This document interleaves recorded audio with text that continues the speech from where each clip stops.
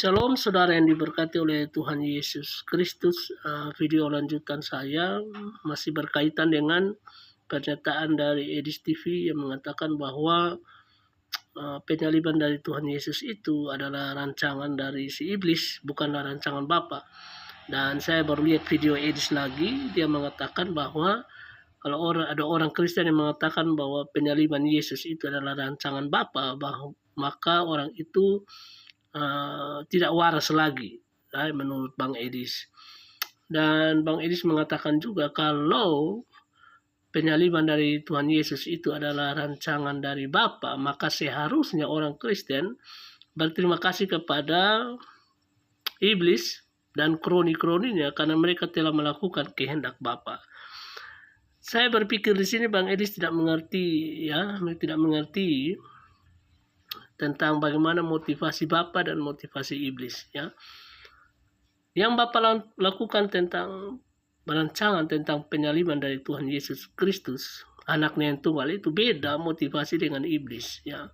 Kita tahu Bapa melakukan itu karena dia mengasihi kita, orang berdosa, ya. Karena orang berdosa itu harus mendapatkan hukuman dari dosa, yaitu maut, yaitu binasa selamanya di neraka. Dan Bapa tidak mau itu, ya. Bapa itu, Allah yang kita sembah, yang kita kenal itu, dia bukan sekedar memiliki sifat yang adil, tapi dia juga memiliki sifat yang penuh kasih, ya. Keadilannya menuntut manusia harus dihukum, tapi kasihnya menuntut manusia harus diselamatkan, ya.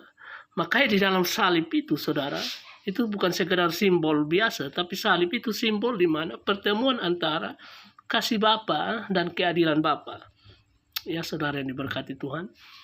Makanya ada ayat yang mengatakan begini, ayat populer itu Yohanes 3:16 mengatakan, karena begitu besar kasih Allah akan dunia ini, sehingga ia telah mengaruniakan anaknya yang tunggal, supaya setiap orang yang percaya kepadanya tidak binasa, melainkan beroleh hidup yang kekal. Bapa mengaruniakan anaknya yang tunggal untuk mati. Landasannya karena apa? Karena dia mengasihi.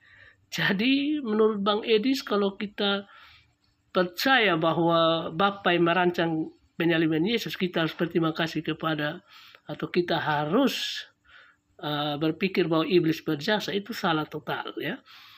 Saya sudah bilang tadi bahwa beda motivasi. Bapa melakukannya dan Bapa menetapkannya untuk apa? Karena dia mengasihi kita.